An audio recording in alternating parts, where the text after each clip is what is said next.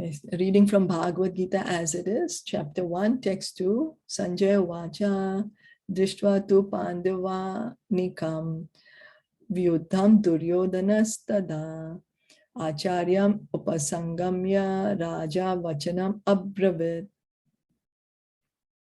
Sanjay said, O king, after looking over the army arranged in military formation by the sons of Pandu, King Duryodhan went to his teacher and spoke the following words.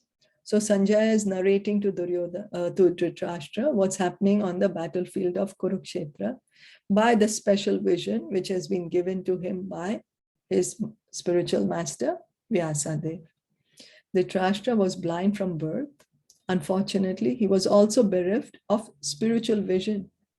He knew very well that his sons were equally blind in the matter of religion, and he was sure that they could never reach an understanding with the Pandavas, who were all pious since birth. Still, he was doubtful about the influence of the place of pilgrimage, and Sanjaya could understand his motive in asking about the situation on the battlefield. Sanjaya wanted, therefore, to encourage the despondent king, and thus assured him that his sons were not going to make any sort of compromise under the influence of the holy place. So Dhritarashtra is called not only physically blind, but he was also spiritually blind. He was always taking side of his sons who were utterly irreligious. They tried to kill the Pandavas on so many occasions, burning them in the house of lac, poisoning Bhim. Then they tried to, disrobe their wife Draupadi. All along, the sons of Dhritarashtra did so many horrible activities towards the Pandavas. And the Pandavas, they were all pious. They were all pure devotees. So he was thinking, oh, this battle is happening at Kurukshetra. What's going to happen is that there will become a compromise. He doesn't want a compromise. Imagine, he didn't want a compromise. He wanted the whole kingdom for himself. He didn't want to give anything to the Pandavas. Sanjaya therefore informed the king that his son Duryodhan, after seeing the military force of the Pandavas, at once went to the commander-in-chief Dronacharya to inform him of the real position. Although Duryodhan is mentioned as the king, he still had to go to the commander on account of the seriousness of the situation. He was therefore quite fit to be a politician. But Duryodhan's diplomatic veneer could not disguise the fear he felt when he saw the military arrangement of the Pandavas. So although Duryodhan had a vast army, the army was much bigger than of the Pandavas, but the way they had arranged it, it caused Duryodhan to become fearful, so much so that although he's the king, he still went to Dronacharya. Dronacharya was the commander of the army. So this is also because Duryodhan, he was a very good politician, He was very good in politics. And so he goes to Dronacharya to speak to him, and we can see what he tells him. So he's not like, okay, I'm the king, I can do whatever I want to do. No, but he's saying, no, commander of the army is Dronacharya. Let me discuss with him. And so that's why he goes. He's giving the due respect to Dronacharya as the commander of the army. So text 3, Pashyaitam Pandu Putranam Acharya Mahatim Chamum Vyuddham Draupada Putrena Tava Shishyena Dhimata. O my teacher, behold the great army of the sons of Pandu, so expertly arranged by your intelligent disciple, the son of Draupad. Duryodhan, a great diplomat, wanted to point out the defects of Dronacharya, the great Brahmana commander-in-chief. Now, what is the defect that Duryodhan wants to tell Dronacharya?